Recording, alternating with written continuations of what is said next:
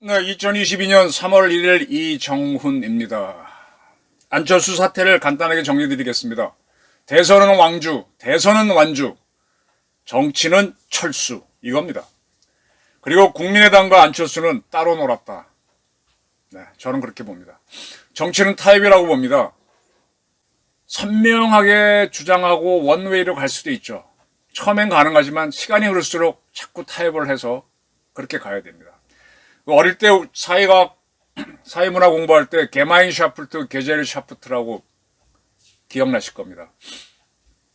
공동체 사회, 가족, 거기에는 뭐 이익을 크게 안 따지잖아요. 그런 게마인샤프트가 있고 이익으로 뭉친, 쉽게 말하면 돈 벌기 위해서 권력 잡기 위해서 모인 게젤샤프트가 있는데, 사회가 발전하면 점점 게젤샤프트가 많아진다. 사회는 게젤샤프트다. 그거지 않습니까?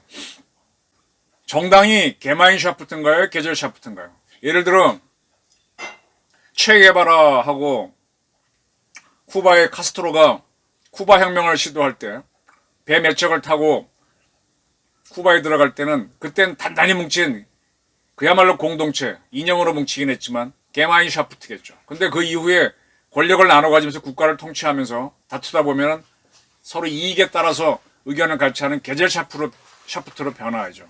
마오가 그 연안으로 도망가서 거기에서 다시 나올 때까지는 그들이 얘기하는 장정, 제가 보기에는 장거리 도망이니까 장도인데, 장도를 할 때는 한 몸으로 뭉친 게마인샤프트지만 나중에 권력을 잡고 중국 대륙을 통일한다면은 가장 강력한 군사 지도자인 팽덕회를 6.25 전쟁에 투입해서 힘을 빠지게 한다든지 인피하고 경쟁한다든지 보게 되면 그건 다시 게젤샤프트로 변하는 거잖아요. 정치는 기본적으로 게젤샤프트입니다.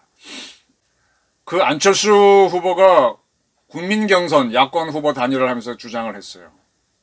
여기에 대해서 이제 안철수 씨 측의 대표하고 국힘당의 대표하고 공동정부를 논의한 것 같은데, 여기에 엄청난 차이가 안 보이십니까?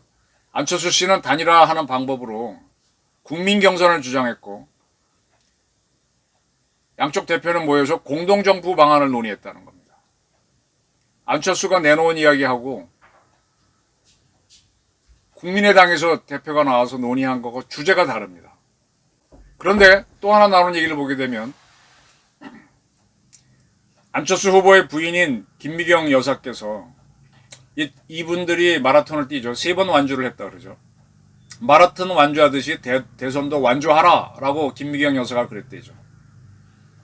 그러면 자 보십시오. 안철수 씨는 국민경선이 조건이었고 김미경 여사는 안철수 후보와 대화가 되는 거의 유일한 사람인데, 이분이 얘기한 거는 마라톤 뛰듯이 완주하라는 거였고, 그럼 여기서 뭐가 빠졌느냐? 대통령 되겠다는 부분이 빠졌어요. 정치는 기본적으로 이익 집단이 하는 거기 때문에 권력 쟁취가 목표입니다. 그 다음에 뜻을 피는 거죠. 권력 정치를 하려면 권력을 잡아야 되는데 대통령 되겠다는 이게 빠져 있습니다. 근데 지금 와서 안철수 캠프에서는 15% 득표를 해보겠다 그럽니다. 15% 득표하게 되면 선거 자금을 돌려받죠. 그게 이번 선거에 나온 목표입니까? 졸렬하다. 그럼 이게 뭐냐? 게젤샤프트에 대한 이해도 없고 대통령 선거에 나온 명분과 모두 안 맞고 공부가 안 돼 있다. 그 또 하나, 공동정부가 국힘당하고 국당하고 한다면 그게 이루어질 수 있겠습니까? 자, 후보 단일화가 돼서 윤석열 씨든 안철수 후보든 누가 하나 당선됐다고 칩시다. 민주당이 가만히 있겠어요? 180석 국회를 동원해서 총리 인준부터 다 뒤집을 텐데. 공동정부는 기본적으로 야권 단일화 갖고는 대기가 안 되는 거예요. 공동정부, 이거는요, 김종인 씨가 얘기했던 여야 간의 연합정부가 돼야 된다. 오히려 그게 가까운 거죠. 왜냐? 원래 이러지 말아야 돼요. 근데 워낙 지금 거대 여당이 있어서 그런 겁니다. 그럼 이 정도를 저도 보는데 누가 못 보겠습니까? 그러면 안철수 씨가 만들었던 국민의당에 있는 3명의 국회의원하고 1명의 서울행정부시장, 그 다음에 또 1명의 그 뭐 책사라고 하는 대학 교수 출신 이런 분들이 그분들은 공동 집단, 공동체를 만든 겁니까? 아니면 이익 집단입니까? 우선 안철수 씨를 대표해서 국힘당하고 협상했던 이태규 씨가 나눈 공동정부 방안하고 안철수 씨가 얘기했던 국민경선제, 또 북인이 얘기했던 대선 완주는 완전히 다른 얘기입니다. 그럼 결국은 국당도 이익 집단이라는 얘기인데, 그건 뭐예요? 각자의 이익을 추구하는 게 우선이라는 얘기죠. 안철수가 대통령이 된다고 보는 사람은 적을 겁니다. 역선택이 있어서 좀 올라가긴 하겠지만 사실 빠지고 나면 적습니다. 그 대통령이 돼도 거대한 국힘당을 어떻게 끌고 갈 것이며 더 큰 야당이 된 민주당은 어떻게 끌고 갈 거예요. 그러니까 결국 국당에 있는 사람들은 단일화 협상을 할 때 자기 자리를 염두에 두고 협상을 하게 되는 거죠. 그러니까 안철수랑 따로 노는 거죠. 안철수 씨 부인께서는 남편에 대한 그 애틋한 마음이 많으니까 본인이 정치하겠다는 의지는 강하니까 완주하세요. 또 쳤어도 소리 듣는 거 싫습니다. 이렇게 해서 완주만이 목표가 되는 거죠. 그럼 시야가 이렇게 좁아든 거죠. 그러면 하기는 하는데 아무리 돈이 있다 그래도 돈이 나가는 건 아깝고 하니까 또 그리고 명분도 있어야 되니까 15% 얻겠다. 이게 목표가 되면은 그건 정치가 아니죠. 그건 고집이죠. 제가 누차례 얘기했던 안씨 고집이 되는 겁니다. 자, 이 단일화 문제에 있어서 최재형 씨는 컷오프에 걸리니까 하고 뭐 나이스하게 물러났고, 홍준표 씨는 역선택을 지원받아갖고 꽤 갔다가 실패하니까 뒤끝을 부리다가 영리하니까 딱 참여했고, 유승민 씨는 실리가 있으니까 딱 참여했는데, 이것도 저것도 아닌 게 뭐예요? 안철수죠. 이제 와서 안철수 씨가 완주를 해줘야만 민주당은 좋으니까 다당제를 보장하겠다. 대한민국은 대통령제 국가고요. 기본적으로 양당 정치가 강해갖고 제3당이 존재하기 어렵습니다. JP 같은 거물이 있으면은 3당이 존재하죠. 근데 그 이전에 양일동식 통일당이니 뭐니 보면 제3당이 안 되는 나라입니다.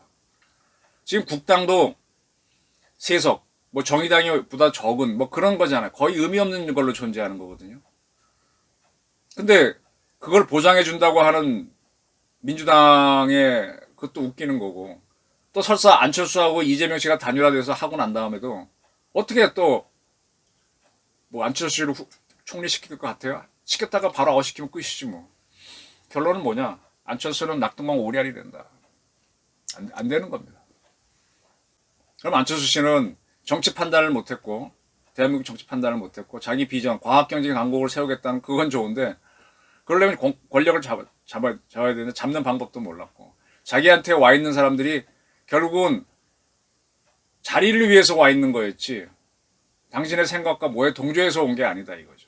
그럼 안철수 씨의 가장 큰 책사로 보였던 모 대학 출신 노장 철학을 공부하신 분인데, 자, 노자 장자 철학이 정치학입니까? 성리학이 오히려 유학이 정치학에 가깝죠. 성리학에 따르면은 이렇게 하나 딱딱딱 구분을 짓잖아요. 서양과학처럼. 그래서 뭐 영의정 같은 사람이 있어야 되고 정승이 있고 이조 예조 같은 그런, 우리는 뭐 육부, 중국에서는 육성이라 그러는데 성이 있고 이렇게 나누고 지방 어떻게 이게 딱딱딱 나누는 거. 노장은 나누는 게 아니라 자연 그대로 두라는 거 아니에요. 이걸 공부하신 분하고 정치학하고 어떻게 만나요? 이건 자기 수양 공부고 세상 바라보는 눈의 공부지.